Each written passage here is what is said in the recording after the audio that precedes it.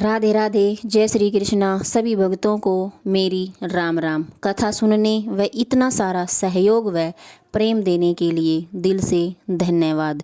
आज हम पढ़ेंगे वैशाख महात्म्य अध्याय 9वां। आइए कथा को शुरू करते हैं। मैथिल ने पूछा, हे ब्राह्मण, कामदेव के जल जाने पर उसकी उत्पत्ति कैसे हुई? यह सुनकर श्रुतदेव स्वामी कार्तिक के जन्म की कथा कहने लगे, जिसके सुनने से सारे पाप नष्ट हो जाते हैं, यश व पुत्र मिलते हैं, सब रोगों का नाश होता है। जब महादेव ने काम को भस्म कर दिया था तो उनकी जो पत्नी रति है वह मूर्छित हो गई, और जब वह होश में आई तो विलाप करने लगी, और विलाप करते करते शरीर त्यागने लगी। और अपनी इस अंतिम क्रिया को करने के लिए रति ने बसंत को बुलाया। बसंत ने रति को बहुत प्रकार से समझाया, लेकिन रति ने बसंत की एक बात भी नहीं मानी। उनकी बात न मानने पर बसंत ने रति के लिए गंगा नदी के किनारे पर चिता बना दी। रति ने गंगा में स्नान कर संपूर्ण क्रियाएं और कर्म करके सभी इंद्रियों को रोक कर चिता पर चढ़ने लगी। जब रति चिता पर चढ़ने लगी तो आकाश से एक आकाशवाणी हुई और कहा कि हे रति, तू अपने पति में अत्यंत प्रेम रखने वाली है, इसलिए तू चिता में प्रवेश मत कर। तेरा पति महादेव की कृपा से युद्धवंशी कृष्ण भगवान से पुनः पैदा होगा। ऐसे कर्म से 2 जन्म होंगे। जब वह दूसरे जन्म में श्री कृष्ण से रुक्मणी के गर्भ से पैदा होगा तब उसका नाम प्रद्युम्न होगा। तू ब्रह्मा के शाप से शंकर के घर में निवास करेगी, वही प्रद्युम्न नाम के तेरे पति से तेरा मिलन होगा। ऐसा कहकर आकाशवाणी समाप्त हो गई। तब रति ने चिता में प्रवेश नहीं किया।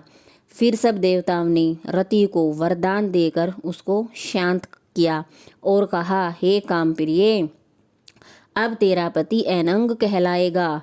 पूर्व काल में तेरा पति एक सुंदर राजा था।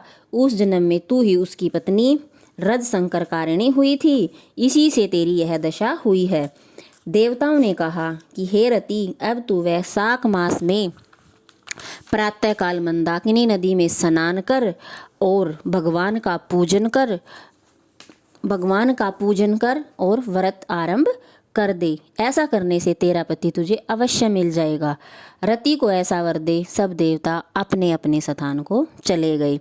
रति ने गंगा नदी में स्नान करके व्रत धारण किया और तत्काल उसे कामदेव दिखाई दिया। पूर्व कल्प में भी यह बड़ा धर्मपरायण राजा था, मगर उसने वैशाख मास में कर्तव्य धर्म नहीं किए थे, इसलिए कामदेव परमात्मा का पुत्र होने पर भी अंगहीन हुआ।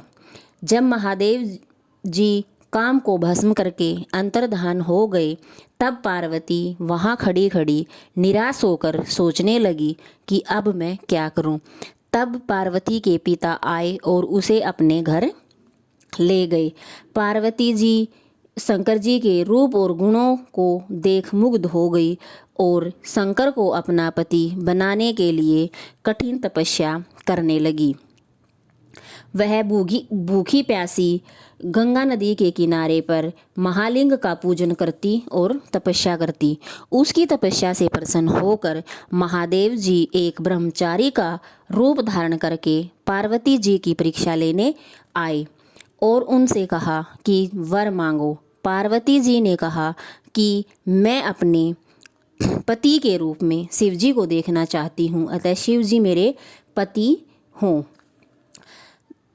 तथा अस्तु, ऐसा ही हो कहकर शिव जी अंतर्धान हो गए और सप्तऋषियों को बुलाकर हिमाचल के पास भेजा कि हे सप्तऋषि, तुम हिमाचल के पास जाओ और कहना कि शिव जी तुम्हारी पुत्री से विवाह करना चाहते हैं। सप्तऋषि हिमाचल के पास गए और बोले, हे राजन, तेरी कन्या पार्वती, जो पहले दक्ष की पुत्री थी, अपने पिता के यज्ञ में शरीर त्याग कर तेरे घर में जन्म लिया है, इसका विवाह महादेव जी से कर दो। यह बात सुनकर हिमाचल बोला कि पार्वती जी तो पहले ही महादेव जी को अपना पति बनाने के लिए कठोर तप कर रही है और मैं भी खुशी से अपनी पुत्री पार्वती को महादेव जी को अर्पण कर दूंगा। हिमाचल का उत्तर ले सप्तऋषि महादेव जी के पास जा पहुँचे और विवाह निश्चित कर दिया। तब तो लक्ष्मी और सब देवियाँ तथा विष्णु आदि सब देवता बाराती बनकर चले। महादेव भी भूतगणों को साथ ले बैल पर बैठकर चले। हिमाचल के घर में वेद ऋचा पाठ होने लगे। शुभ लगन में शिव पार्वती का विवाह संपन्न हो गया। इस महोत्सव के पूर्ण होने पर शंकर पार्वती जी के संग हिमाचल के शिखर पर कई वर्षों तक रमण करते रहे। महादेव जी द्वारा पार्वती के साथ रमण करने पर भी उनकी कोई संतान नहीं हुई और देवताओं को चिंता हो गई कि अब तो हमारा कार्य सिद्ध होना कठिन है। तब खूब विचार कर सभी देवताओं ने अग्नि को बुलाया और सम्मान कर कहा कि जहाँ पर महादेव जी हैं तुम वहाँ पर जाओ और तुम उनके सामने प्रकट हो जाना, जिससे कि वह रमण न कर सके। और जैसे ही तुम वहाँ पर प्रकट होगे पार्वती जी वहाँ से हट जाएगी। तब तू शिष्य होकर कामारी शिव जी से प्रसन्न कर बहुत सा समय लगा देना। बहुत काल व्यतीत होने पर पार्वती जी के गर्भ से स्वामी कार्तिक का जन्म होगा। अग्नि देवताओं से विदा हो महादेव जी के पास गया। जैसे ही अग्निदेव वहाँ पर प्रकट हुआ पार्वती लज्जा के मारे जाकर दूर खड़ी हो गई और महादेव जी क्रोध में बोले। महादेव जी को बड़ा क्रोध हुआ और अग्नि से बोले, हे दुर्मते, तुमने इतना दुस्साह कैसे किया है? जो यह अब वीर्य मैंने त्यागा है, अब यह मैं तुम्हारे मुख के अंदर भेज रहा हूँ और इसकी प्रचंड अग्नि से तुम कहीं भी सुखी नहीं रह सकोगे। अग्नि ने दुखित हो स्वर्ग लोक में देवताओं के पास जाकर सारी बात कही, जिससे देवताओं को बहुत हर्ष हुआ। लेकिन उनको यह समझ में नहीं आया कि इस वीर्य को हम कहाँ पर स्थित करें। अग्नि के उदर में महादेव जी का वीर्य बढ़ने लगा। 10 महीने हो गए लेकिन कोई उपाय नहीं हुआ। तब अग्नि देवता ने भगवान शंकर की स्तुति करके उसको समुद्र में छोड़ दिया। लेकिन वहाँ पर भी उसके 6 टुकड़े हो गए और भगवान से प्रार्थना की और कहा कि हमारी रक्षा करे। ऐसी प्रार्थना करने पर गंगा ने कहा तथास्तु। तब देवताओं के कहने से अग्नि ने गर्भ मोचन मंत्र से गर्भ कर आकर्षण का शंकर जी के तेज को गंगा में छोड़ दिया और वह बड़ा दीप्तिमान और लोकों में असहनीय हुआ।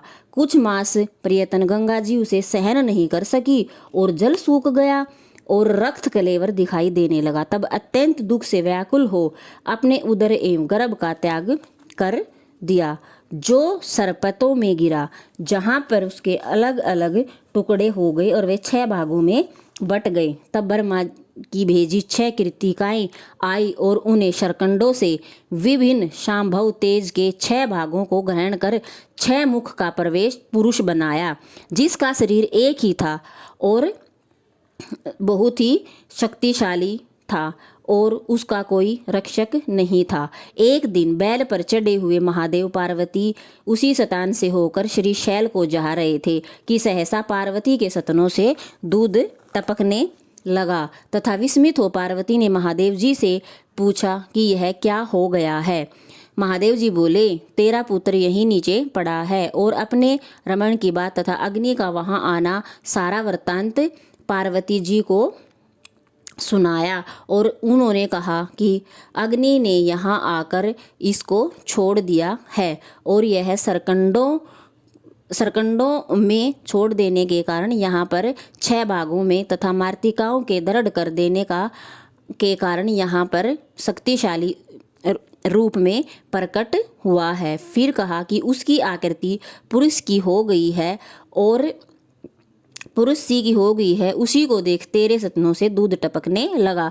इसका पराक्रम विष्णु के समान होगा, तू इसका पालन पोषण कर, यही तेरा औरस पुत्र है, इसे उठाकर ले चल। महादेव जी की बात सुन पार्वती जी बालक को उठा गोदी में बिठाकर दूध पिलाने लगी और पुत्र स्नेह में तत्पर हो महादेव जी के साथ कैलाश पर चली गई और पुत्र का पालन कर अत्यंत संतुष्ट हुई। हे राजन, यह कुमार के जन्म की कथा मैंने तेरे सामने कही।